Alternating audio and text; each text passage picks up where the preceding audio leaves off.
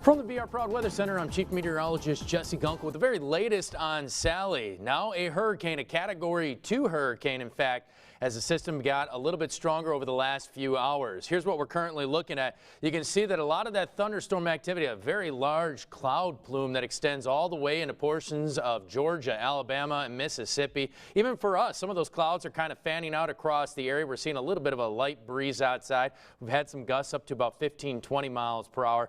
Notice again, there is a little bit of a dry socket kind of starting to filter into the system, but it is still getting stronger, this system. It is slowly intensifying as it inches its way, just kind of meanders a little bit further north. As you notice, the current overall path west-northwest now at 6 miles per hour, and it sits about 105 miles east of the mouth of the Mississippi River at this point. And as you see, again, those winds sustained at 100. We're currently seeing some higher wind gusts. So here is that current track, a Category 2.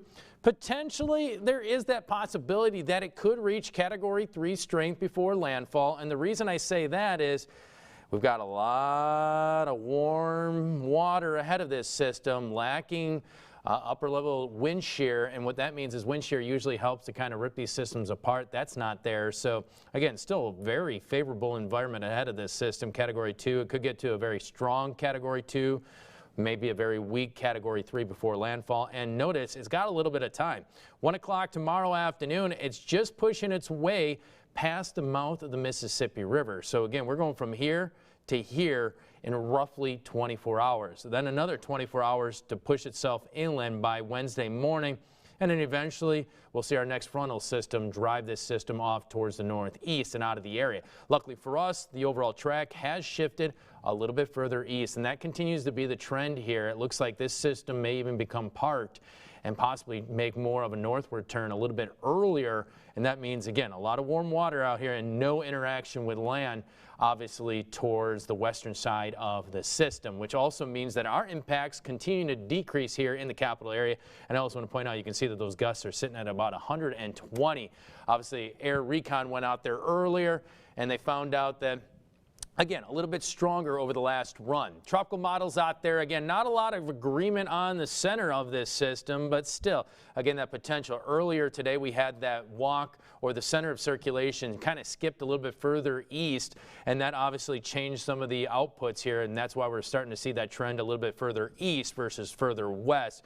And as you notice here, no outliers except for that one, which is a bogus outlier. Throw that one out that goes towards the Baton Rouge area. I'm talking about this one right here. You can throw that one out because the majority and the consensus here, it's driving right towards the Mississippi and Alabama border, potentially up Mobile Bay towards the Mobile area, and then maybe even as far east as Pensacola at this point. So again, that is going to be the overall concern, and potentially because of those steering winds are going to lack until maybe the end of the week. We may even see it kind of circulate and kind of float a little bit across areas just a little bit north of the Panhandle in southern Mississippi, Alabama, and Georgia for just a little bit.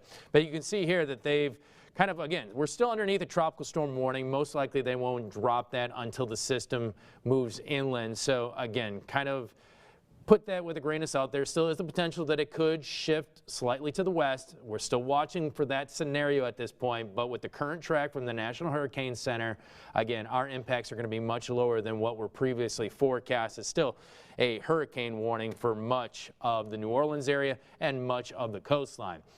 So here's what we've got going on. We've got that stationary boundary a little bit further north, but as you see here, we're starting to see some of those outer bands from Panama City. That extends all the way to Pensacola, Mobile, starting to see some of those showers, even us. So again, a little bit of rain out there. You can see a little bit of a band here, a couple thunderstorms kind of sliding through Livingston and Ascension Parish, drifting a little bit further southwest at this point. But I think key here is mainly that we're going to start to see this system start to slowly inch its way a little bit closer to us. I still believe the majority of that rainfall will be a few miles towards the west. And you can see again on your Doppler radar, a couple showers out there this hour, but we still got a lot of sunshine and even some blue skies out there, keeping the majority of the rainfall a little bit further east. A couple more showers near the mouth of the Mississippi at this point. So let's watch your futurecast here. And this is the IBM graph, and you can see that again, kind of showing that banding feature around Panama City, heavy rainfall there. Again, we're talking astronomical amounts, 20+ inches of rainfall, maybe even up to about 30 in some areas. And then as you see, it kind of slow movers almost up Mobile Bay towards Pensacola. And then all that heavy rainfall kind of slowly starts to kind of float towards the east, closer to us. A little bit of cloud cover out there, maybe some gusty winds up to about 15, 20 out there. And as you see for us, again, the majority of that rainfall should be outside of our area. It's a pretty tight gradient from where we see the heavy rainfall to seeing absolutely nothing at this point. I'm not going to say we're going to be rain-free. I still think there's an opportunity for a few showers out there. But as you see, the chance for tropical storm force winds now has dropped down to about 10% or less for the Baton Rouge area. And as you see here, again, we may get some winds up to about 34 miles per hour. Again, that's what our model's indicating. By the time the system moves inland on Wednesday, we're talking around 22 here. And then you can see those winds a little bit stronger off towards the east. But notice the rainfall at this point. Again, the heavy rain is now situated roughly from southern Mississippi, Alabama, and the panhandle of Florida. We're talking 10 to 15, locally some higher amounts, maybe even up to about 20+ if it gets stuck underneath one of those slow-moving rain bands, because it's easy to see anywhere from 2 to 3 inches of rain per hour at this point. Storm surge warnings, well, again, still in place, obviously, for our lakes, Lake Maurepas, Lake Borgne, and Lake Pontchartrain, about 4 to 6, but there is that potential with more of an eastern track now that the winds could actually be reversed, pushing that water back out, which means they may even drop it down to about 3 to 6 for Lake Pontchartrain, Maurepas, or 3 to 5, somewhere in that territory. So again, they haven't adjusted it yet, but that could come a little bit later. So again, that's also encouraging at this point. Flash flood watch, obviously they've dropped East Baton Rouge and some of the western parishes, still keeping Livingston, Ascension, St. James, and St. Helena Parish, and mainly everything east of I-55 right now in the picture. And you can see gusts 30 now in the Gonzales area, so not a bad wind gust out there. Belle Chase coming in at 28, 29. In New Orleans, a little bit breezy at this hour, and you see obviously the rain. That's the biggest concern, where we could see 25+, mainly south of Mobile, and that's a lot of rain for a lot of areas. So for us here in the capital area, our local impacts are going to sit about 2 inches, probably less for most areas. Maybe even completely dry if you live on the other side, the western side of the Mississippi River. The further east you travel, the conditions will obviously get worse. North Shore, some heavy rainfall. Mississippi, Alabama, Gulf Shores area. Well, again, they're in store for a pretty nasty system out there. Again, for us, maybe a couple gusts, 15, 25, maybe 1 or 2 higher than that. That should be just about it. It's a big maybe with that even now. I think that may be a little bit on the generous side at this point.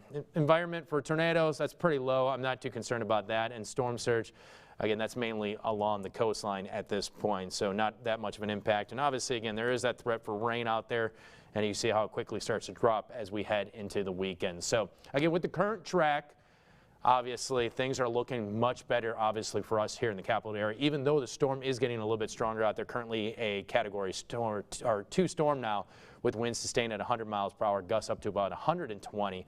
Key takeaway here is still stay vigilant. Continue to follow us on social media and on beourproud.com. Download our app for the very latest, because there still is that potential that it could walk a little bit further west. Again, the window's closing on it, but there still is that possibility. And tune in tonight, 5 o'clock, 6 o'clock. We're going to have the very latest information out there for you on Sally and all the other storms currently across the Atlantic Basin. Thanks again for joining us.